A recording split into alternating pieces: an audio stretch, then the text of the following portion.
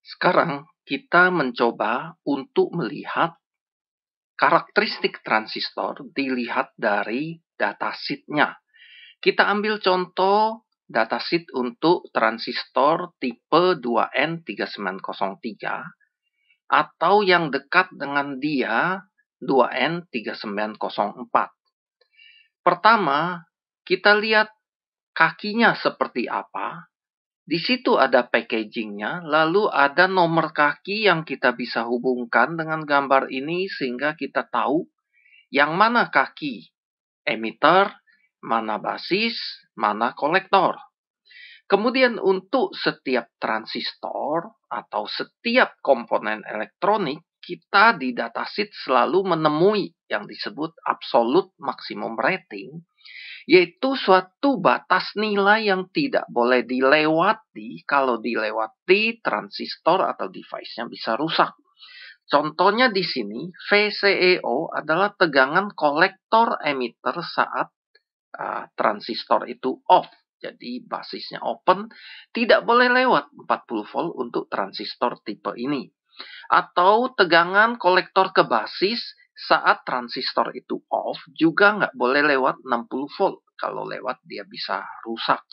Juga arus kolektornya nggak boleh lewat 200 miliampere, lewat bisa rusak.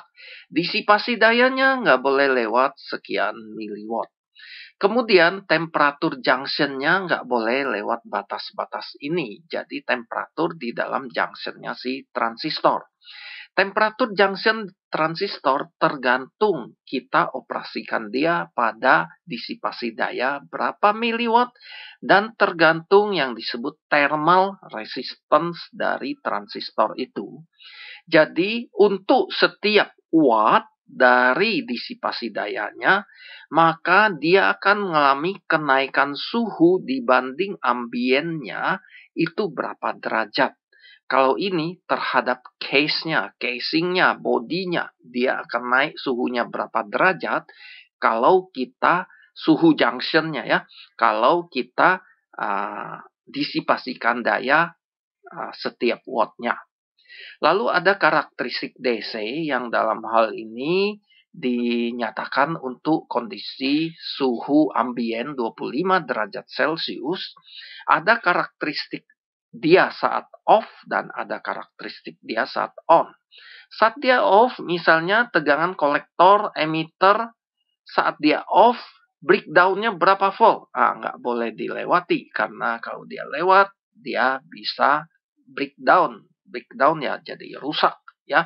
Kemudian arus cut off-nya itu berapa besar di basis maupun di kolektor, arus bocornya ya saat dia off.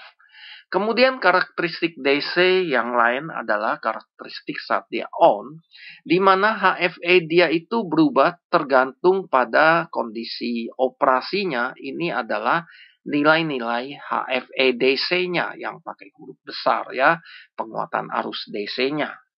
Kemudian yang mungkin penting untuk karakteristik DC adalah kondisi tegangan, besarnya tegangan kolektor emitter saat transistor itu saturasi. Berapa volt? Ya, 0,2 atau kalau arusnya lebih besar dia bisa lebih besar lagi jadi 0,3 volt DC. Atau tegangan basis emitter saat dia on atau saturasi itu berapa volt. Biasanya kita ambil 0,7, tapi kalau arusnya 10 miliampere, dia di sini antara 0,65 sampai 0,85 volt. Kemudian kalau arusnya lebih besar, dia bisa lebih besar lagi tegangan basis emitter saturasinya. Setelah itu kita bisa melihat karakteristik AC dari transistor. Yang penting pertama adalah yang disebut parameter disebut gain bandwidth product. Jadi perkalian antara besarnya gain sama lebarnya bandwidth. Satuannya adalah megahertz. Jadi kalau gainnya naik, maka bandwidthnya akan turun. Mau dapat bandwidth yang besar ya turunkan gain ya. Ini adalah gain bandwidth produknya. Kemudian kapasitansi input, kapasitansi output ya dari transistor itu kalau kita mau melakukan pemodelan untuk frekuensi tinggi. Nah, untuk pemodelan yang banyak dipakai adalah parameter hybrid atau edge parameter. Nah, di sini diberikan data edge parameter atau parameter H atau parameter hybrid transistor itu untuk common emitter. Jadi, indeks keduanya itu E. Jadi, untuk common emitter ada HI. HI adalah input impedance. Input impedance untuk konfigurasi common emitter besarnya adalah satuannya adalah dalam kilo ohm di datasheet ini. Kemudian ada untuk common emitter juga, tapi reverse transfer voltage ratio. Jadi tegangan input dibanding tegangan output, ya, berapa besar yang nanti akan dimasukkan dalam rangkaian ekivalen untuk model hybridnya. Tentu juga tidak bersatuan karena dia perbandingan tegangan. Kemudian ada HFE, jadi forward, ya, F-nya dari forward transfer current ratio untuk common emitter. Jadi perbandingan antara arus output dibanding arus input. Untuk common emitter, outputnya dari kolektor, inputnya dari basis. Jadi perbandingan antara arus kolektor dengan arus basis.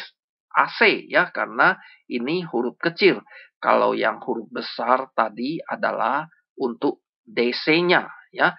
Nah, karena perbandingan arus, jadi dia juga tidak bersatuan. Selain itu, ada parameter hybrid yang keempat, yaitu admitansi output. Simbolnya adalah HO, ya. HO, O itu output, ya. Parameter hybrid, admitansi output untuk common emitter. Nah, admitansi adalah arus pertegangan, jadi satuannya adalah seperohm atau mho. Dalam contoh ini ditulis micromho, atau yang lebih umum dipakai adalah Siemens. Mho itu satuannya sebenarnya adalah Siemens. Jadi 40 microsiemens, 1 microsiemens.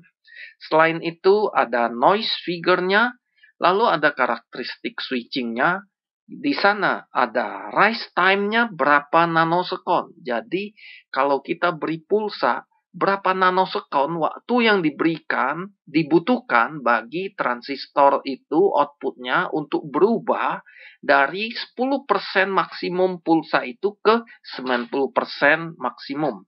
Kemudian fall time-nya itu berapa nanosekon, misalnya delay time dan storage time dari transistor itu juga diberikan di sini. Demikian data dari transistor menurut datasheet.